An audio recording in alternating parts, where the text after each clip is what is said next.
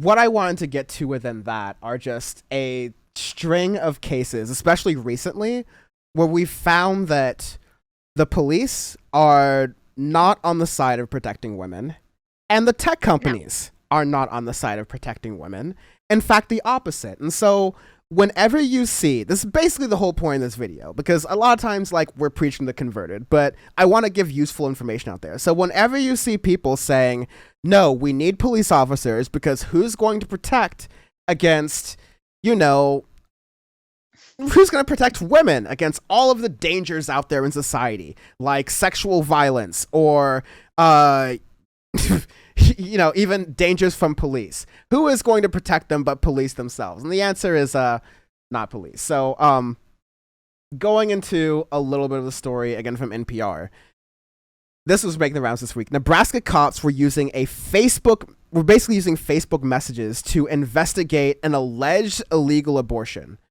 So the story here is that a 41-year-old woman and effectively her daughter are facing felony charges in Nebraska for, again, the 40-year-old woman was helping her teenage daughter illegally abort a pregnancy, allegedly. And the case highlights how the enforcement can make online communications of like this kind of things in the post Roe v. Wade era very dangerous.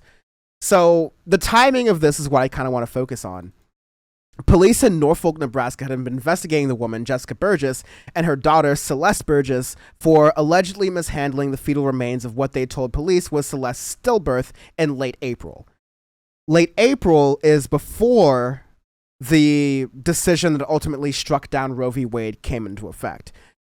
By my recollection, it's even before the unprecedented leak of the draft opinion of the Supreme Court's plans to overturn Roe v. Wade. So this means that Nebraska was basically acting on a law that would have had no legal standing, but they knew that, okay, Roe v. Wade might allow the so-called like racing gun to go off so we can maybe do this thing, and so let's get ahead of this.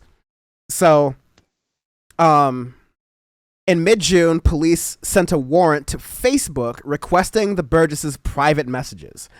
Authorities say those conversations showed the pregnancy had been aborted rather than miscarried, as the two said. The messages appear to show Jessica Burgess coaching her daughter, who was 17 at the time, how to take abortion pills. One of the messages read, yeah, the one pill stops the hormones and typos. Then you gotta wait 24 hours to take the other. Celeste Burgess writes, remember we burned the evidence, and then later I'll finally be able to wear jeans. According to police investigators, the medical records show the pregnancy was 23 weeks along. A Nebraska law, this is the part I was kind of talking about, passed in 2010, forbids abortions after 20 weeks, but that time limit was not enforced under Roe v. Wade. After the Supreme Court's Dobbs versus Jackson ruling, which overturned Roe v. Wade, Madison County Attorney Joseph Smith brought the charges against Jessica Burgess. Because they were literally like vultures waiting for this case to be overturned by the Supreme Court, gathering evidence on the limelight. And then, like, literally, like, maybe it's because I used to run track and cross country, but like there's a gun that goes off that lets you like actually go off your marks, get set, go. Like that's the meaning. It was like Nebraska was waiting to do that. It's like they're waiting to punish this woman out of the custom of Roe v. Wade. But before you get into this, I want to just comment on what Facebook had to say to this. Because remember, Facebook was sent a warrant about this. And, you know, in various different ways. On the one hand, they said that they've been a number of major tech companies who say that they are going to protect workers who may be in states that might be restricting women's right to an abortion or any person's right to an abortion. Facebook's parent company, Meta, wouldn't speak about the case on record, but it released a statement saying, in part, quote, "We received valid legal warrants from a local law enforcement on June 7th before the Supreme Court's decision. The warrants did not mention abortion at all." Which means that as long as a very savvy, frankly evil sort of police organization has a case that they really feel empowered to pursue, they can send the warrant to Facebook, word it in a way so that it doesn't, interfere with their so-called, social guidelines, and then go after women, individual people who can give birth, and then attack them, potentially arrest them, and face them with legal charges under this new regime in this post Roe v. Wade America. Sorry to be What could long-winded, but that yes, your warrant thoughts. have said then if it didn't have anything like Facebook said that it was a valid warrant, okay, and it didn't include anything to do with abortion. So how is it valid then? Even if that was, the issue that they were going after, like, did they lie and make something up? Which, believe me, not putting that above cops, but I'm so curious. What was their excuse, and how they even got tipped off at all to even get a warrant at all? Yeah, I don't. It raises a lot of questions about like how they get tipped off, but it also says that like nothing is safe, right? Like, Mm-mm. and that's scary because to me, listen, again, like according to what this NPR report, Meta wouldn't speak about the case on record. That probably means like, I mean, as we saw with the Uvalde case, what they won't say means it's worse than what's already public. Again, that's just Mm-hmm. speculation, but that is what I kind of would believe based on how these things go. But what I believe, based on, again, my speculation, was that it was a case of omission of information. So the police officers were savvy in saying, hey, we're not going to mention abortion. We're going to mention maybe, again, in their language, this could be a homicide case or this could be a murder case. So we want this person's Oh, information. And so Facebook is like, oh, homicide, murder. We don't want to be caught in the middle of this thing when we as Facebook as a company are trying to get in good graces with the government to get whatever um uh contracts or defense contracts is what I was thinking about with the government and whatever relationships Facebook is trying to leverage. More importantly, trying to not get regulated by the government and to continue to run scot free as they build their metaverse. They're like, mhm. okay, let's just give you what you want and not be faced in the limelight. And the police got exactly what they wanted, which is to look into their murder case. What the police define as murder, again, is what I'm speculating, is a person who is giving birth and their right to an abortion and their right to choose what to do with their body and to choose whether or not they're in a place to make sure that the baby they give birth to can have a sustainable, like, good life and not like be born into a situation where they can't be taken care of. Yeah, and especially like this poor girl, the fact that this case has just blown up as it has, it's hard enough to go through an abortion as it is, and it gets even harder the longer the pregnancy progresses. So the fact that she was already like post 20 weeks and, she had to go through this, like, that is traumatic enough. And then for all of this to happen too, I am so scared for this girl. I'm so scared for this girl. I'm so scared for the family. And again, I'm scared for this is month two, or like month 1.5 of a post Roe v. Wade America. And again, I will say it. This is the ramifications of the Democrats repeatedly running on codifying and protecting Roe versus Wade and then tossing it by the wayside for other political priorities. There can be Mhm. arguments whether they're blue in the face as to whether that was a right move to make, but this is what happens when you campaign on something and then it doesn't happen. So maybe it'll work out for the Democrats in some dumb luck way to where they are able to ignite a base that is pissed off with their inaction to vote them in just one last time to hopefully do this one thing.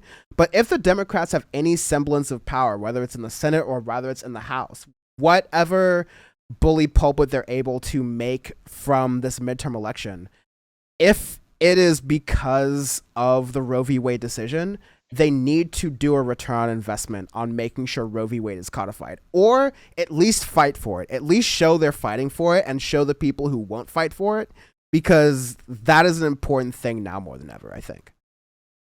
And especially like with elections coming up, like Republican politicians, they when they're campaigning, sometimes they'll be like, I'm just going to follow the law and whatnot, but they will act upon their own faith and values. Where a lot of liberal Democrats, they'll say like, well, I'm just going to look at the law and interpret it from there. And they're the ones who kind of like put their own values aside for like whatever the law is. So we need to elect Democrats who are stronger than that. We need to not settle for these moderate Democrats who are okay with like bending to the right way too often, because look what happens. We lost Roe v. Wade. So yeah, gotta sharpen up a little bit next election. Yeah. How do you have maybe like 5 minutes? Yeah. Cool. I want to respond to some chats and then like go into Yes. other like really quickly, just the other fact that like this is a whole block about how cops cannot be expected to protect women. And there's many more examples of that, and again, things you're versed in. But I want to give some love to YouTube over here. Bob Treach the Third says, "I love Abelina Sabrina. Abelina Sabrina is great. Aw. We love Abelina Sabrina. Thank you very much for joining." Yay. He also says, "Boohoo Bezos," which is like, of course, no one cares. Um, let's see. He also says, "How does DeSantis?" This is on YouTube. Thank you for watching on YouTube. Says, "How does DeSantis fire his Secretary of State who was elected? Is that possible?" I don't. So like He did? I haven't seen that yet. Every state has their own way of running. Oh Like, my. even though these are elected positions, a lot of times this is a situation where like the governor can make these calls of like asking for resignations, things like that. Every state runs a Mhm. little differently, but I'll have to look into that. I'll look into that a little bit later in the stream, maybe, and we can like watch that together. Mhm. Over on Twitch, really active on Twitch. Thank you all for, especially the first time viewers who are here. Um, Yay. Only Cheyenne, who's a first time viewer, but also someone I know from BAM streams in the past, says Sabrina is giving Velma, and I'm here for it. I see that. I am. Was that intentional? Okay, so like LA is a very fashionable place, but I do appreciate the few times I've been out in public with Abelina Sabrina, because we've both been complimented on our like fashion sense. And yes, That's right. yes, and you are a very fashionable individual. So yes, I do appreciate that. You did. I will not ask you to give your secrets out on here, because I know I was just at a thing earlier today where I asked someone, "Hey, where'd you get that shirt?" And they're like, "Yeah, that's confidential information."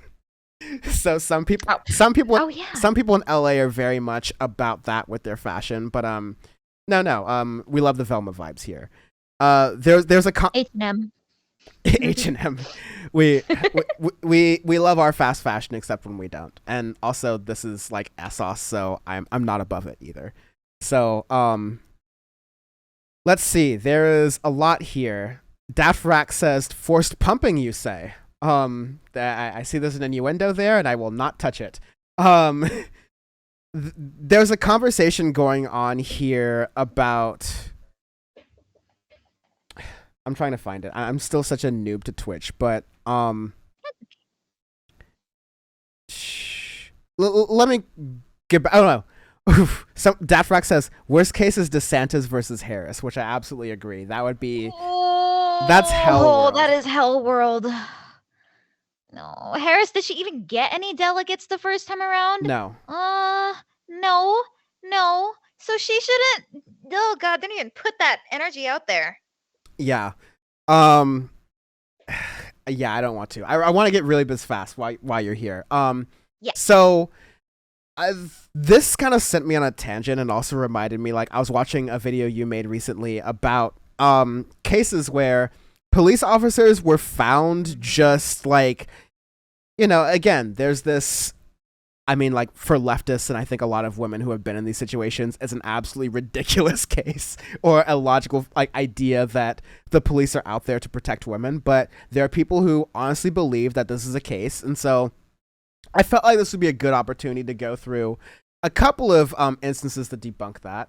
One is this Gizmodo article here from 2019, where we can see a report that cops used a police database to creep on over 100 women. So basically, there was a woman who experienced a chance brief encounter, quote unquote, with a police officer in a parking garage last year. The officer showed up at her parents' house at an effort to see her again, which is like, Um, I'm sorry, but like it's men being sloppy that always explains these stories. Like I don't condone or endorse this in any situation, but it's always like, for example, like when men cheat, especially when high profile men cheat, we only find out because they get cocky. They're like, oh no, mhm. I'm good at this, and that's when they're not good at this, and we find out. But yeah, And also, like, the fact that he, used the database at all, like, even people who work in healthcare, everybody knows it is the biggest absolute no-no to, like, use, like, the database of, like, people that you have access to like look into people that because that's so unethical. You will lose your job. You probably won't be able to work in healthcare again. And the fact that cops just do this all the time for fun to creep on women, disgusting. yeah, I'll say in healthcare it's definitely more of a looked on thing, but I'll say from uh a little bit of personal knowledge, let's say, it's less frowned upon for cops to look up the personal information of people they hate, especially if they are prominent people who are speaking out against injustice. Yeah, let's run his plates real quick. Hey, let's see where let's see where he resides real quick. Let's see his family members and where they are real quick. You see a lot of that abuse all the time, unfortunately. But Mm. basically, as they continue to go on, the officer, 36-year-old Lionel Marinas, who was worked with the Bradenton Police Department in Florida for 12 years, used his access to target at least 150 women for romantic encounters, according to police. And then this is an ABC News report from roughly 2019. An audit of Marinas' searches in the driver and vehicle information database showed that he had made several hundred questionable database queries of women. The internal audit indicated that the names Marinas were looking up were predominantly names of women, Bevan said, and that he solicited mostly Hispanic women, many of whom did not speak English. So there's like a weird power dynamic here. There's a weird like Mhm. preference fetish thing going on here. Um, According to Bevan, who I want to read, he's the Bradenton police. Sorry, she's the Bradenton police chief, Melanie Bevan. Um, Said that the data Marinas gleaned from these questionable queries wasn't being used for police work. Quote, instead, he was using it in a variety of ways via social media, cold telephone calls, and visits to their home under the guise of being there for police business, you name it, to try to get dates with these women. Disturbingly, Okay, so throw the book at him then, right? Right? yeah. So when so the article kind of goes in here. Um, Marinas would not be alone in abusing a powerful information tool for nefarious means. In 2016, so let me wrap up really fast what happened to Marinas really fast. He was found an Mhm. administrative violation of gross misconduct to include misuse of criminal investigation and was put on administrative leave and resigned in Oh, October. That's not a crime. You just lose your job, which is the bare effing minimum. Like, why put him on administrative leave at all though, so he could get paid? How do you not fire him immediately? You let him resign? No, you fire that person. girl, the number of police officers who get fired from one department and then get hired in another state like 2 months later, it's Yeah. bonkers, and it Oh, I highlights. know. Yeah, I don't need to tell you this, but it's like good to highlight for the audience, and like it's important that like when we're advocating for these things to make sure there's a database not just of like criminals, which of course they have, but like a database on dirty cops, because that would be Mhm. really helpful. But again, this is a widespread issue. Marinas would not be alone in abusing powerful information tool for nefarious means. In 2016, the Associated Press found that law enforcement employees had been fired, suspended, or resigned more than 325 times just between 2013 and 2015 for misusing databases. And former Mississippi County, Missouri, amazing America thing, Sheriff Corey Hutchinson was charged with using a phone tracking service to surveil a judge and police officers, according to the New York Times in 2018. This has been done at Facebook and Uber to spy on people, and the National Security Agency, the NSA, so all the stuff that Edward Snowden was talking about with the WikiLeaks stuff, that agency, their internal watchdog, found at least a dozen employees using government surveillance tools to spy on current or former lovers. And that's the bare minimum. That's what they could prove. Again, like LG's saying in chat, like, that's all? I don't have proof. But I think it's very reasonable to speculate that it would be more. Oh, absolutely. That's it just goes to show that. And it seems odd that I'm assuming that I'm assuming, but it seems like a lot of these people who are abusing this power are men because it's being described as, as a means to shock women, which I don't think women are doing as much as men. Yeah, I mean, Right. I think it's a downstream thing. Like, there are fewer women in these spaces, and there are fewer opportunities for them to do these things. But ultimately, you have to look at it. This is a culture that, women or men notwithstanding, it encourages or at least allows these things to happen without reprimand. To just go ahead and see what your ex is doing, see what the cheating bitch is up to. We have access to the records. Just go ahead, come on, just do it. And like, I think that inclination could happen across genders, across sexes. But the reality is, like, cops are a majority male enterprise, and so it's like what you're going to be seeing the majority of are men going into like women's privacy and invading their rights in order to, I don't know, like, it's downstream from, like, we saw that story last week of Alex Jones showing his wife's nudes to Roger Stone, upstream to just, like, I know, right? Just, like, absolute, I should have given a trigger warning for that, because that's just kind of, like... No, I didn't know that one. That's, like, vomit-inducing, just even recalling that. Oh. But you have things from that to disgusting things, like... Yeah, there's revenge porn, but you also have situations like this where information is just being jumped into. You don't even know that, like, I mean, not to give any, like, one other compare the two, but like in revenge porn, you know that like you sent something to someone, and this, it's your privacy being invaded, and you may or may not even be aware of that. Like, both are disgusting, but there's something like an even higher level of that, of course, of having your privacy invaded. Yeah. Similar to the I think this is what you were trying to mention earlier with the connection, similar to the Portland police and what they had been doing for decades in Portland. They were doing something called garbage pools, where once somebody, puts their trash out on the curb, then police would, if that person was a person of interest, then they would take that trash and go through it without a search warrant, which was, very much illegal. But they were like, no, we're gonna do this. And until one day, like, one of their fellow officers, who was a woman, and she was very feminine. Yep, that's the story. That's the fucking and the article is so well written too. It's much better than I can describe it. It's a little bit long though. But you did do a great video of it, which in the post you. production of it, I will link to in this. But continue describing it. This is what I want you to do. Well, no, just like the most shocking part of this story is that they stole out of her trash a used tampon. They stole from their fellow female officer because they suspected possible drug use after she reported to police that she was abused by an ex-boyfriend.